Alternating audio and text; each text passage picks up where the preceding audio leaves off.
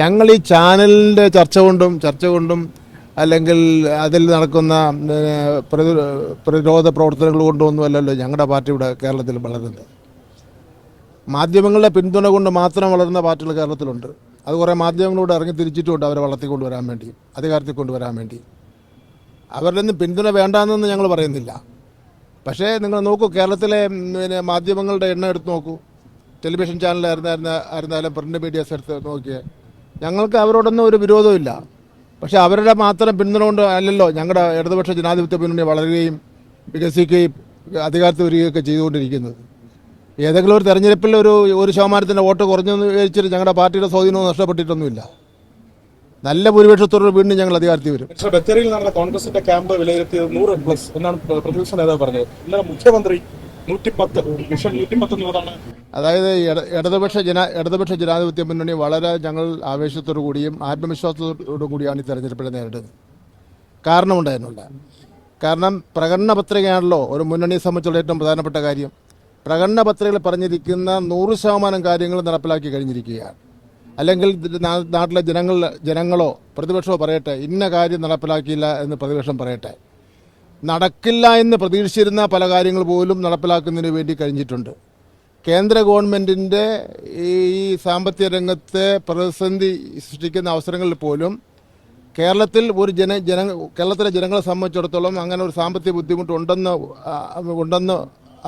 അവർക്ക് ബുദ്ധിമുട്ടുണ്ടാവാത്ത നിലയിൽ എല്ലാ കാര്യങ്ങളും ഞങ്ങൾ നടപ്പിലാക്കിയിട്ടുണ്ട്. ഇന്നലെ ഞങ്ങൾ വിലയിരുത്തി ഒരു 3 മണിക്കൂർ നേരം ബഹുമാനപ്പെട്ട മുഖ്യമന്ത്രി 140 മണ്ഡലങ്ങളെ സംബന്ധിച്ചിടത്തോളം വിലയിരുത്തി, സംസ്ഥാന പ്രോജക്റ്റുകളെ സംബന്ധിച്ചിടത്തോളം വിലയിരുത്തി, കേന്ദ്ര ഗവൺമെൻറ് പ്രോജക്റ്റുകളെ സംബന്ധിച്ചിടത്തോളം വിലയിരുത്തി. ഈ കഴിഞ്ഞ തെരഞ്ഞെടുപ്പിൽ തന്നെ ലോക്കൽ ബോഡീസിൻ്റെ തെരഞ്ഞെടുപ്പിൽ തന്നെ സംസ്ഥാന ഗവൺമെൻറ്റിൻ്റെ ഇടതുപക്ഷ ജനാധിപത്യ മുന്നണി ഗവൺമെൻറ്റിൻ്റെ ഒരു ഭരണപരമായിട്ടുള്ള വിരുദ്ധ വികാരമൊന്നും ഉണ്ടായിട്ടില്ല എന്ന് തന്നെയാണ്. കാരണം ആരെങ്കിലും പറയണ്ടേ ഇന്ന കാര്യം ചെയ്തിട്ടില്ല, ഇന്ന കാര്യം ബാക്കി അവശേഷിക്കുകയാണ് എന്ന് പറയണ്ടേ. 100% ഇടതുപക്ഷ ജനാധിപത്യ മുന്നണി ഞങ്ങൾ ജനങ്ങൾക്ക് കൊടുത്ത വാഗ്ദാനങ്ങൾ പാലിക്കപ്പെട്ടിട്ടുണ്ട്.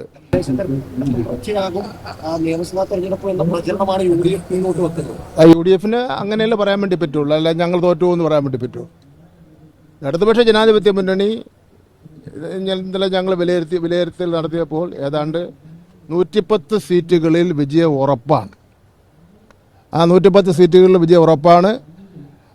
എല്ലാ MLA-മാരും മണ്ഡലം കേന്ദ്രീകരിച്ചുകൊണ്ടുള്ള പ്രവർത്തനം നടത്തുന്നു. വിവിധ വകുപ്പിൻ്റെ ചുമതലയുള്ള മന്ത്രിമാർ ഇനി അവശേഷിക്കുന്ന കാര്യങ്ങൾ ഇടപെടുന്നു. പിന്നെ ഞങ്ങൾ വിലയിരുത്തിയ അവസരത്തിൽ വികസനം എന്നുള്ള നിലയിൽ ഇനി അവശേഷിക്കുന്ന കാര്യങ്ങളൊന്നുമില്ല. നാഷണൽ ഹൈവേ ആയിരുന്നാലും, തീരദേശ ഹൈവേ ആയിരുന്നാലും, മലയോര ഹൈവേ ആയിരുന്നാലും, വിഴിഞ്ഞം തുറമുഖമായിരുന്നാലും, പിന്നെ അങ്ങനെയുള്ള ഒരു സംസ്ഥാനാടിസ്ഥാനത്തിലും ദേശീയാടിസ്ഥാനത്തിലുള്ള പ്രശ്നങ്ങളുണ്ടല്ലോ, അതൊക്കെ തന്നെ മറ്റേതൊരു ഗവൺമെൻറ് ചെയ്യുന്നതിനേക്കാൾ ഭംഗിയായി തന്നെ പൂർത്തീകരിച്ച് ഇടതുപക്ഷ ജനാധിപത്യ മുന്നണിയുടെ സ്ഥാനാർത്ഥികൾക്ക് വോട്ട് ചെയ്യാതിരിക്കുന്നതിന് വേണ്ടിയുള്ള ഒരു പ്രശ്നങ്ങളും ഇല്ല എന്ന് തന്നെയാണ് ഞങ്ങൾ വിലയിരുത്തിയിട്ടുള്ളത്.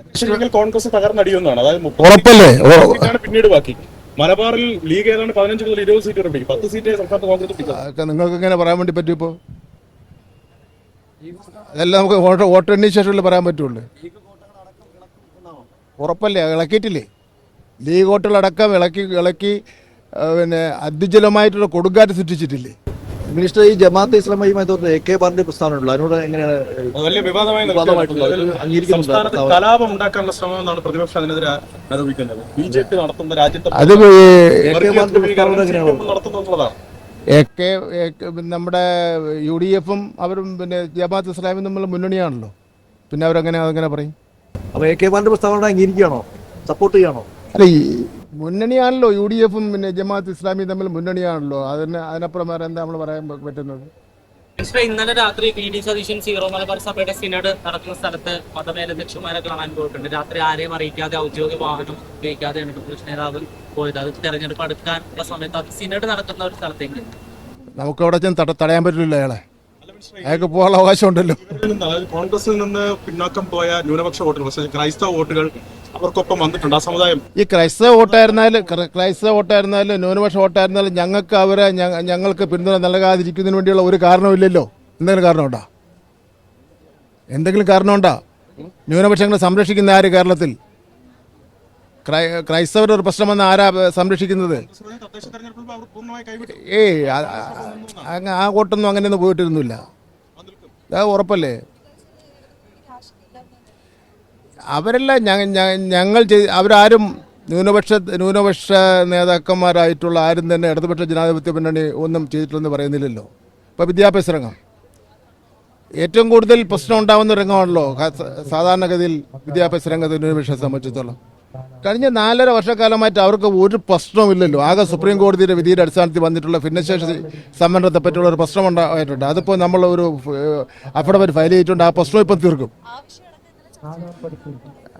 ആ പ്രശ്നമെല്ലാം ഇപ്പം തീർന്നിരിക്കും. അല്ല, അതെല്ലാം പാർട്ടി തീരുമാനിക്കേണ്ടതാണ്.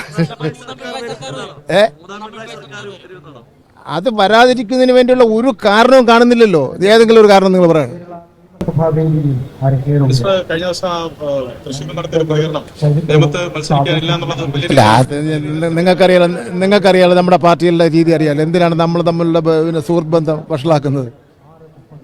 എന്നോട് അത്രയ്ക്ക് സ്നേഹക്കുറവുണ്ടോ? അതല്ല ഇടതുപക്ഷ ജനാധിപത്യ മുന്നണി ഞങ്ങളുടെ ഒരു രീതിയുണ്ടല്ലോ.